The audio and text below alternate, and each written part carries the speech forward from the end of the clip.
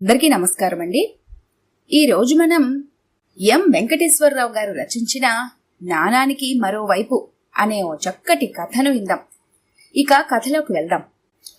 అత్తగారింటి నుండి ఒంటరిగా వచ్చిన కూతురు కవిత చెబుతున్న మాటలు విని విని సహనం నశించి, అసలు మీ ఆయన మనసులో ఏమనుకుంటున్నాడో అర్థం కావటం లేదు.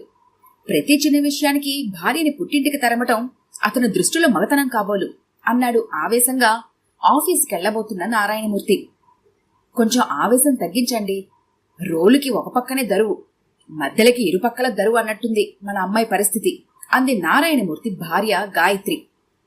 మధ్యలో కాదమ్మా, ఫుట్బాల్ అంటే బాగుంటుంది. ఇక్కడ తంతే అక్కడ, అక్కడ తంతే ఇక్కడ. ఆడపిల్లకి పెళ్ళైన తర్వాత భర్త ఇంట్లో ఉన్నంత వరకే గౌరవమని మీరెవరూ కలగజేసుకోకుండా వచ్చిన దారినే నన్ను పంపిస్తున్నారు కాబట్టే ఈసారి నాపై చెయ్యి చేసుకుని మరి పంపాడు మీ అల్లుడు అంది కవిత తండ్రి ఆవేశాన్ని రెట్టింపుగా. సరే సరే, రేపు నేనే వెళ్లి ఆ అబ్బాయితో రెంటిలో ఏదో ఒకటి తేల్చుకొస్తాను. నువ్వు లోపలికెళ్ళు అని ఆఫీస్కు బయలుదేరాడు నారాయణమూర్తి. మర్నాడు ఉదయం ఇంటర్సిటీ రైల్లో గుంటూరు చేరేసరికి మధ్యాహ్నం అయింది. కాలింగ్ బెల్ శబ్దానికి తలుపు తీసింది శారద. ఎదురుగా కనిపించిన వియ్యంకుడితో, రండన్నయ్య గారు, ఇదేనా రావటం అని లోపలికి నడిచింది. సోఫాలో కూర్చున్న భావన నారాయణమూర్తిని చూసి నించుని, రండి మావయ్య అంది. నువ్వు కూర్చోమ్మా, లేవడమెందుకు అని తనతో తెచ్చిన మామిడి పళ్ల సంచి శారదకిస్తుంటే, ఎందుకన్నయ్య గారు ఇవన్నీ?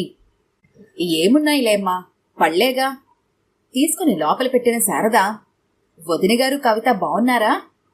ఆ, నిక్షేపంలా ఉన్నారు. కాళ్లు కడుక్కురండన్నయ్య, భోంచేద్దరు. అబ్బాయిని రానివ్వమ్మా, వాడొచ్చేసరికి 1:30 దాటుతుంది. తొందరేముందిలే, అల్లుడొచ్చాక కలిసి తింటాం అని పేపర్ చూస్తూ కూర్చున్నాడు. భావన లేచి లోపలికెళ్ళింది. కవిత గురించి శారదేమైనా అడుగుతుందేమో అనుకున్నాడు కాని ఆమె ఆ ఊసే ఎత్తలేదు. మరో గంట తర్వాత ఇంటికొచ్చిన మురళి మామగారిని చూసి పలకరించాడు. కొడుకును చూసి శారద భోజనం వడ్డించటంతో మామ అల్లుళ్ళు కలిసి భోజనం చేశారు. మురళి ఆఫీస్కి వెంటనే వెళ్లాడు. అన్నయ్య గారు, ఆ గదిలో పడుకోండి అంది శారద. ఆమెతో మాట్లాడదామనుకున్న నారాయణమూర్తికి ఆమె వెంటనే లోపలికి వెళ్లిపోవటంతో లేచి వెళ్లి మంచం మీద నడుం వాల్చక తప్పలేదు. ఆలోచిస్తున్న నారాయణమూర్తికి శారద తామరాకు మీద నీటి బొట్టులా కవిత గురించి అడగకపోవటం ఎంతగా అనిపించింది. సాయంత్రం ఇంటికొచ్చాడు మురళి. టీ త్రాగి బయటికెళ్దాం రండి అన్నాడు మామగారితో. అల్లుడి ఆంతర్యం అర్థం చేసుకున్న నారాయణమూర్తి అతన్ని అనుసరించాడు. జిన్నా టవర్ సెంటర్ దగ్గరున్న గాంధీ పార్క్ ముందు బైక్ పార్క్ చేశాడు మురళి. ఇద్దరు పార్కులో బెంచి మీద కూర్చున్నారు. ఎలా ప్రారంభించాలనే సంశయిస్తున్న మామగారి మౌనాన్ని మాటల్లో పెడుతూ, కవిత ఎలా ఉందండి అని మురళి అడిగేసరికి, కవిత గురించి మాట్లాడదామని వచ్చాను బాబు. మీ ఇద్దరి మధ్య ఏ అభిప్రాయ భేదాలున్నాయో నాకు తెలియదు గాని ఇలా అమ్మాయిని 3 నాళ్లకే పుట్టింటికి పంపడం వలన సమస్యలు పరిష్కారం కావు. కవితకి తొందరపాటు, పిడివాదము ఎక్కువే కాదనను. వచ్చిన ప్రతిసారి మేము ఎన్నో విధాలా నచ్చజెప్పి పంపిస్తున్నాం. పెళ్లైన సంవత్సరంలోపే ఇలా స్పర్ధలు పుట్టుకొస్తే ఇంకా ఎంతో కాలం కలిసి జీవించాల్సిన మీలో అవి అడ్డుగోడలుగా నిలబడతాయి. సమస్య ఏమిటో చెబితే దాన్ని ఎదగనివ్వకుండా చూద్దామన్న ఉద్దేశంతోనే వచ్చాను అన్నాడు నారాయణమూర్తి. ప్రతిసారి నేను మీ అమ్మాయిని పుట్టింటికి పంపుతున్నానడంలో వాస్తవం లేదు.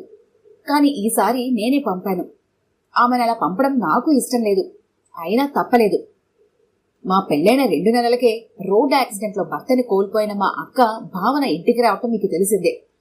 భర్తను పోగొట్టుకుని దుఃఖంలో ఉన్న ఆమెని తిరిగి మామూలు మనిషిని చేయాల్సిన బాధ్యతలో కనీసం పాలు పంచుకుపోగా ఆమె ముందే కొత్త చీరలు కట్టుకుని తలనిండా పూలు పెట్టుకుని తిరగటం, ఇంట్లో ఉన్న అమ్మకి సహాయం చెయ్యకపోగా పక్కింట్లో కూర్చుని గంటల కొద్దీ కాలక్షేపం చేయటం, బయటకు తీసుకెళ్లమని నన్ను వేధించటం. మొదట్లో ఆమెకు తెలియదేమోననుకుని అనునయంగా చెప్పాను. కాని కవిత కావాలని అలా ప్రవర్తిస్తోందని గ్రహించి కాస్త గట్టిగా చెప్పేసరికి, మీ కూతురు ఏముందో తెలుసా? మీ ఇంట్లో చీర కట్టుకుంటే తప్పు, పూలు పెట్టుకోవటం తప్పు, పక్క వాళ్లతో మాట్లాడటం తప్పు, భర్తతో బయటికి వెళ్లాలనుకోవటం తప్పు అని నాతో వాదిస్తుంటే అక్కయ్య ఎక్కడ వింటుందోనని నేనే తగ్గి బయటికి వెళ్లబోతుంటే, భర్త పోయిన మీ అక్కయ్యతో పాటు నేను ఎన్నాళ్ళిలా పడుండాలో చెప్పి వెళ్ళండి. అప్పటి వరకు నేను మా పుట్టింట్లో ఉంటాను అంది. ఎవరి చెవిన ఆ మాటలు పడరాదని భయపడ్డానో అనుకున్నట్టుగానే అమ్మ ఆ మాటల్ని విన్నది. ఆ రోజు రాత్రి అమ్మ నన్ను పిలిచి, చూడు మురళి, ఎదుటి మనిషి సంతోషాన్ని పంచుకున్నంత తేలిగ్గా దుఃఖాన్ని పంచుకోవడం అందరి వల్ల కాదు. ఒకళ్ళ దుఃఖం మరొకరి సంతోషానికి అడ్డు రానంత వరకే ఆప్యాయతలు నిలుస్తాయి. అడ్డొస్తే అడ్డుగోడలు నిలబడతాయి. మీ ఇద్దరి మధ్య నేను భావన అడ్డుగోడలవటం నాకిష్టం లేదు. ఇలాంటి సున్నిత విషయాలు శృతిమించకుండా ఆదిలోనే జాగ్రత్త పడాలి. మింగలేక కక్కలేక నువ్వు పడే అవస్థ చూస్తూనే ఉన్నాను. అరండల్పేటలో జానకి అత్తయ్య వాళ్ళు ఇల్లు ఖాళీగా ఉందట. నేను భావన కొన్నాళ్ళ పాటు అక్కడ ఉంటాం. ఆర్థికంగా ఏ ఇబ్బందులు లేవు కాబట్టి మా గురించి ఎక్కువగా ఆలోచించకు.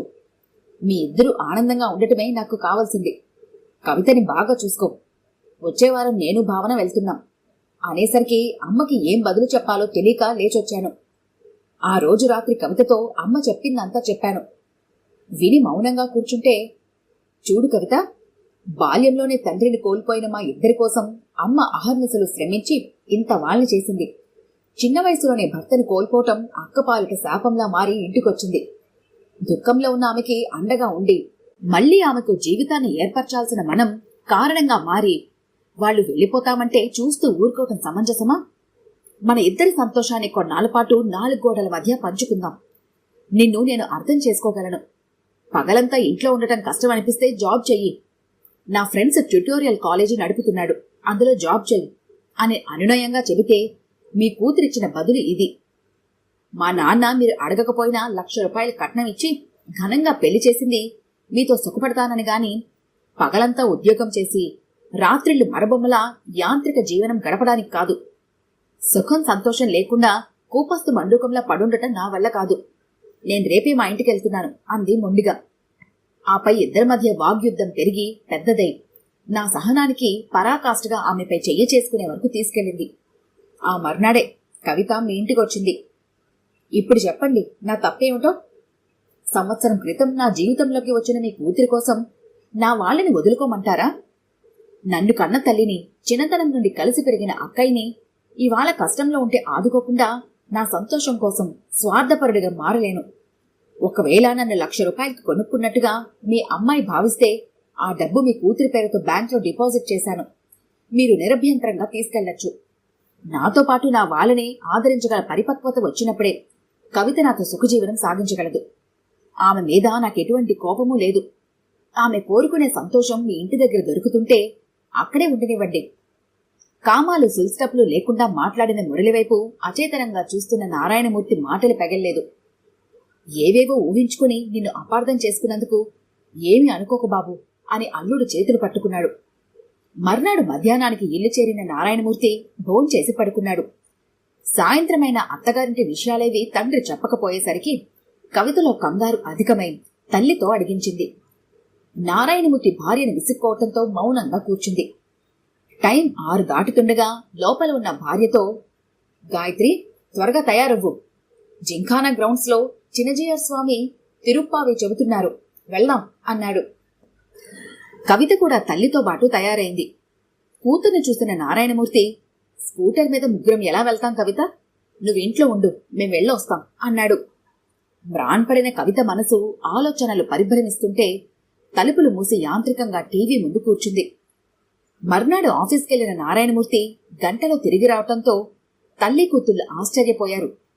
ఇంట్లోకి అడుగుపెడుతూనే, గాయత్రి, త్వరగా తెములు, సంగీత్లో సఖీ సినిమాకి టికెట్లు తెచ్చాను అన్నాడు.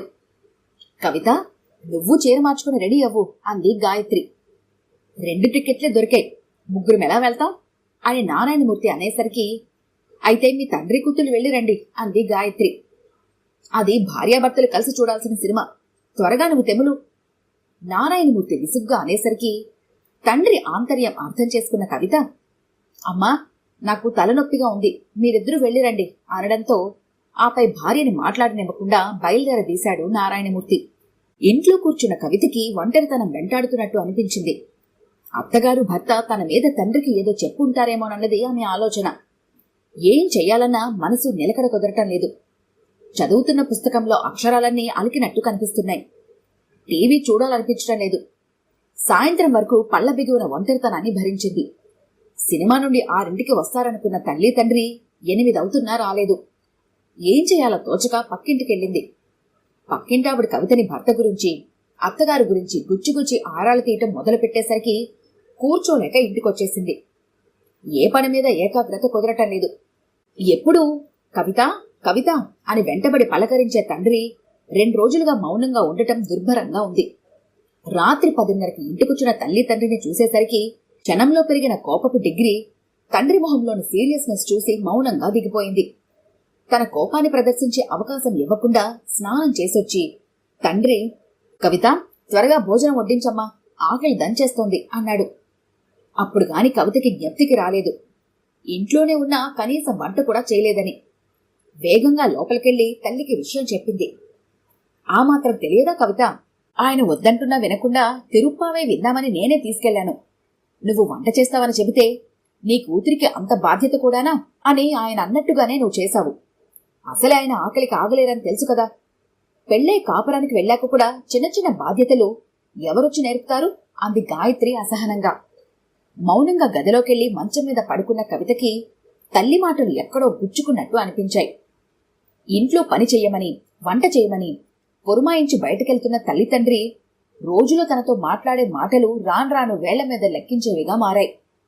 వారం రోజుల ఒంటరితనం కవిత ఆలోచనల్లో మార్పుకి అంకురాలు వేస్తే, తల్లిదండ్రుల ప్రవర్తన, మౌనం ఆమెని తన వాళ్ల వైపు చూసేవిలా చేశాయి.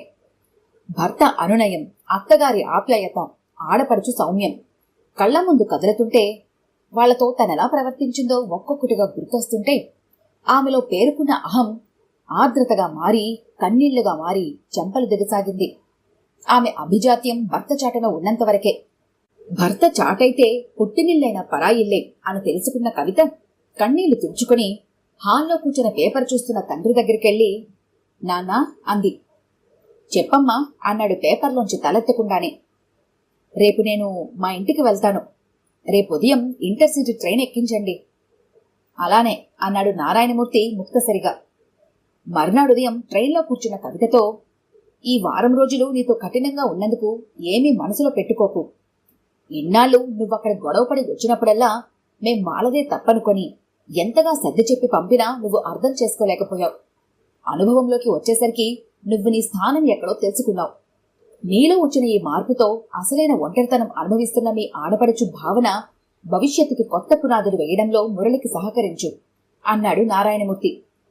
క్షమించండి నాన్న, మరి ఆయన అంది కన్నీళ్లు తుడుచుకుంటూ. మురళికి ఫోన్ చేసి నువ్వు వస్తున్నట్టు చెప్పాను. స్టేషన్కొచ్చి నిన్ను రిసీవ్ చేసుకుంటానన్నాడు. ధైర్యంగా వెళ్ళు. ఈసారి ఇలా ఒంటరిగా కాదు, ఇద్దరు కలిసి రావాలి అన్నాడు నారాయణమూర్తి. గ్రీన్ సిగ్నల్ పడటంతో ట్రైన్ మెల్లగా ముందుకు కదిలింది. ఈ కథ గనుక మీకు నచ్చినట్లయితే లైక్ చేయండి, షేర్ చేయండి. మరిన్ని ఇంట్రెస్టింగ్ కథల కోసం మా ఛానల్ని తప్పకుండా సబ్స్క్రైబ్ చేసుకోండి.